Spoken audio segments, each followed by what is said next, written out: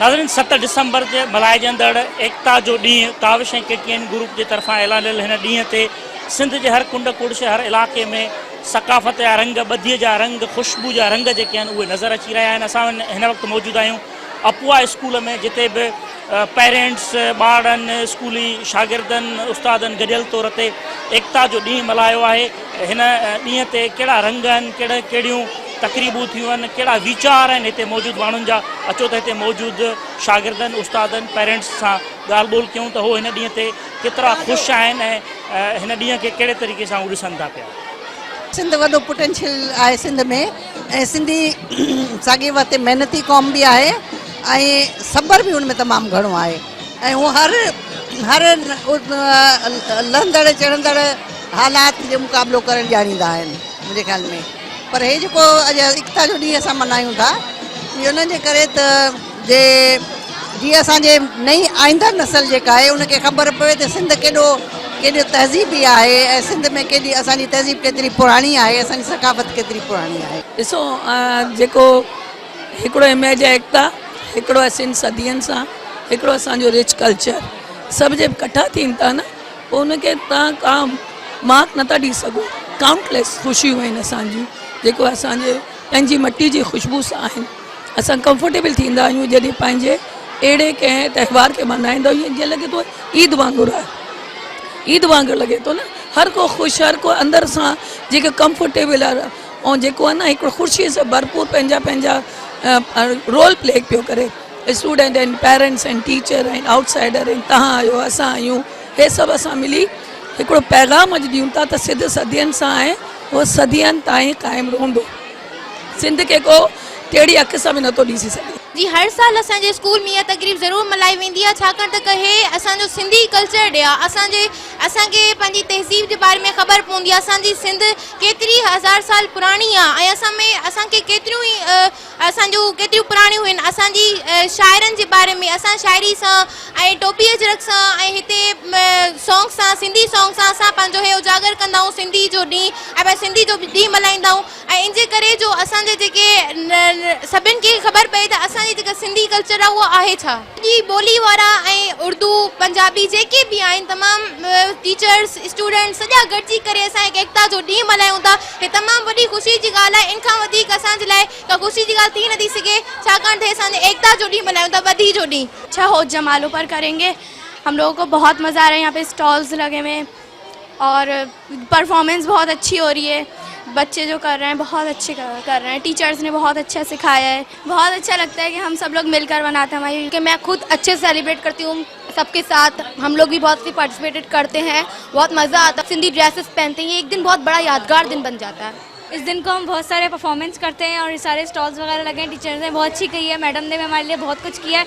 हम सब ने परफॉर्मेंस किया है, कुछ टैबलोज भी हुए हैं, टैबलोज भी बहुत अच्छे हैं, सिंधी टैबलोज, सिंधी जो है वो ड्रेसेस भी बहुत अच्छे पहने हुए हैं। ये दिन इस स्कूल में बहुत अच्छे तरीके से मनाया जा रहा है और बच्चे और टीचर्स बहुत ज़्यादा एंजॉय कर रहे हैं।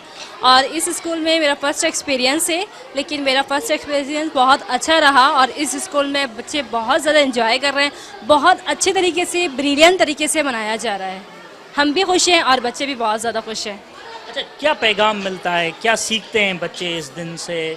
कल्चर, यूनिटी, ड्रेसेस, सकाफत, पोइट्री, हिस्ट्री, क्या सीखते हैं? यूनिटी और एज वेल एज मस कल्चर। बच्चों को पता चलता है कि हमारा कल्चर है, उसके साथ साथ बच्चों को ये भी पता चलता है कि हम ये किस तरह सेलिब्रेट करते हैं। इसका मेन रीज़न ये है कि सिंध की एक अलग पहचान है। ये मेन दिन जो हम आज सेलिब्रेट करेंगे सिंध की पहचान के लिए करेंगे। सिंध की एक अलग सकाफत है, उसका कल्चर अलग है। और सिंध पूरे पाकिस्तान में जिस तरह दूसरे सूबों की एक अलग पहचान है, पंजाब है और दूसरे सूबे हैं, उसी तरह सिंध की एक अलग पहचान है। इसलिए आज हम कल्चर डे मनाते हैं, जो कि बेसिकली अजरक डे है, जिस पर हम ये बताते हैं कि सिंध की सकाफत में और दूसरे सूबों की सकाफत में बेसिकली क्या डिफरेंस है।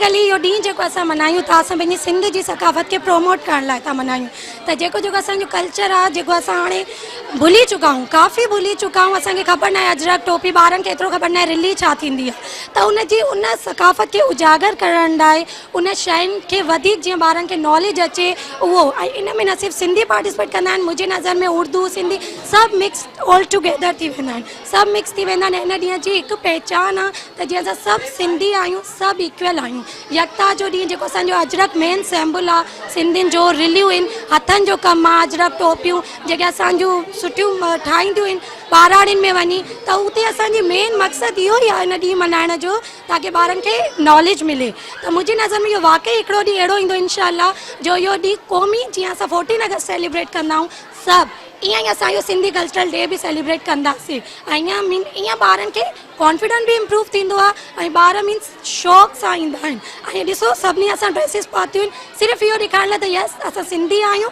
असांखे फ़ख़्रु आहे हिन ॻाल्हि सूबे में जेके पंजाबी उर्दू स्पीकिंग जेतिरा बि रहनि था अलॻि अलॻि लैंग्वेजिस वारा उहे बि सिंधी के डे खे मल्हाइनि था छो करे इहो सिंध में रहण लाइ हिननि जी वॾी हिकिड़ी ख़ुशनसीबी आहे जेको सिंध सूबे में रहनि था त हिननि खे ॾाढी ख़ुशनसीबी महसूसु करणु घुरिजे हिन खे ॾाढो मज़ो ईंदो हूंदो सेलिब्रेट करण में असां बि सिंधी ड्रेसिस पाता आहिनि त असांखे बि ॾाढो सुठो लॻंदो आहे माण्हू पंहिंजे घर में उर्दू स्पीकिंग वारा बि पिंडियूं वग़ैरह जेके असांजी सकाफ़त जी शयूं आहिनि उहे जमा कंदा आहिनि सिंधी सकाफ़त जे लाइ हर साल हिते सेलिब्रेट करणु ईंदा आहियूं ख़ुशी सां मल्हाईंदा आहिनि सिंधी ड्रेसिस पाईंदा आहिनि टोपियूं पाईंदा आहिनि वग़ैरह ख़ुशी थींदी आहे इलाही की हे ॾींहुं अचण वारो आहे हिन स्कूल ते वेंदासीं सेलिब्रेट कंदासीं ॾाढो फ़ख़्रु थींदो त अॻे जेतिरियूं बि लैंग्वेजिस आहिनि सॼियूं जेके आहिनि उहे सिंधी डे मल्हाइनि ऐं असांखे ॾाढो फ़ख़्रु महसूसु थींदो त असांजो कल्चर ॿियो कोई बि मल्हाए थो हिननि खे बि ख़ुशी थींदो सिंधी सकाफ़त में रही करे सिंधी सूबे में रही करे इलाही ख़ुशी सां सिंधी कल्चर डे था मल्हाइनि टोपी अजरक पाइनि था ऐं जीअं तव्हां क्वेश्चन कयो त इलाही ॾींहं पहिरां 2-3 ॾींहं पहिरां न्यू ड्रेसिस ठहियूं वेंदियूं आहिनि न्यू ड्रेसिस हर साल वठियूं वेंदियूं आहिनि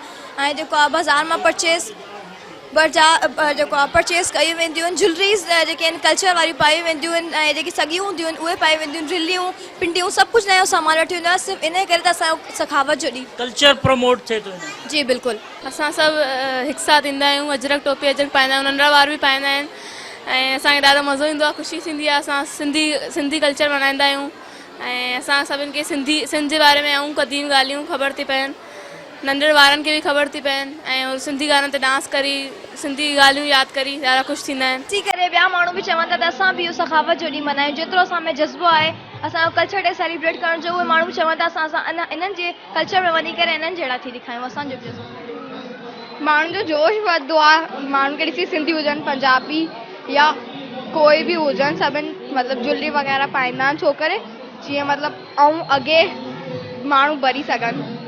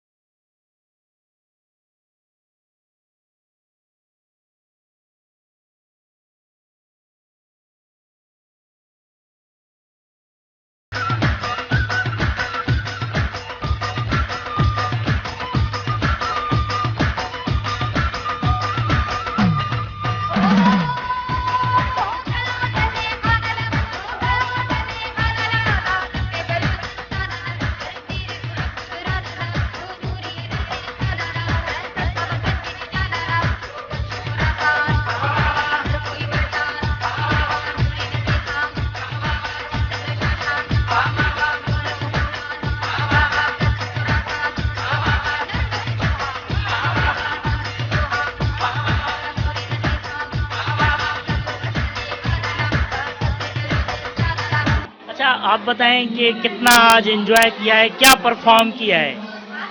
मैंने ओ जमालों पे परफॉर्म किया है और हमारा ये टेबलो था और हमारे को ये दिन आज का बहुत अच्छा लगा। हमने इसमें बहुत एंजॉय किया, हमें ये दिन बहुत प्यारा। अच्छा, ये पहली मर्तबा मना रही हैं या पिछले साल भी मनाया? हर साल मनाते हैं, हर साल मनाते हैं। ये ड्रेस पहन के मुझे इतनी खुशी होती है कि जैसे मैं कहीं किसी अजरक जयली। बहुत मज़ा आ रहा है हमें और यहाँ पे ना इतने सारे हमारी मैडम्स हैं, हमारे गेस्ट हैं। इतना मज़ा आ रहा है हमें कि हम लोग हमारे स्कूल में परफॉर्मेंस हो रही है, हमें इतना मज़ा आ रहा है। अच्छा, पिछले साल क्या किया था? पिछली दफ़ा हमने डांडिया किया था, खाली डांडिया किया था और इसके ऊपर एक तक सॉन्ग गाया था, सिंधी सॉन्ग गाया था खाली। अच्छा, कौन सा सिंधी सॉन्ग किया था? वो सिंध सिंध जिए, सिंध सिंध जिए, सिंध सिंध जिए। अच्छा, आपने जिए सिंध। आपने क्या परफॉर्म किया है अभी? हाँ, भी जिए मुझे सिंध। ये बताओ कैसे, बताओ ना। जिए जिए मुझे सिंध, मुझे सीण वारो, वो वाला किया था।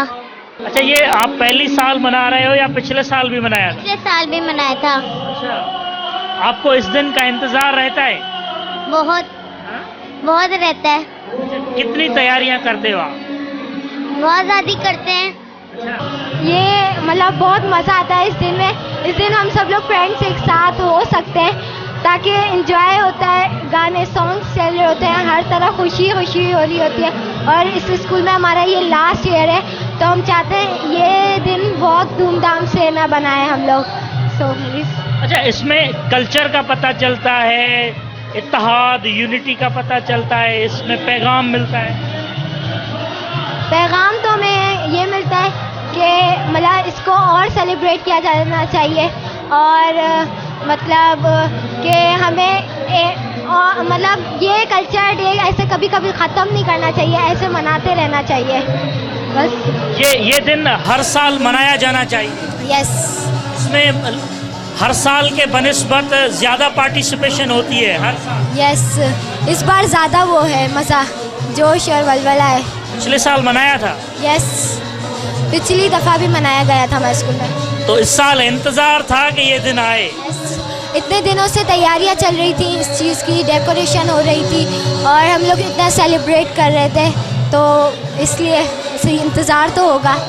असांखे ॾाढो मज़ो अचे थो ऐं असां लठे जी चादर सॉन्ग ते डांडियूं खेॾियूं ऐं असांखे ॾाढो थो मज़ो अचे। असां सुबुह उथियासीं, पंहिंजी तयारी वयासीं कईसीं। इन ॾींहं जो केतिरो इंतज़ार हुयो? ॾाढो 2-3 ॾींहंनि सां त असां प्रैक्टिस पिया कयूं और असांखे ॾाढो मज़ो। कहिड़े सॉन्ग ते परफॉर्म कयो? लठे जी चादर उते सले थी, पंजाबी आहे।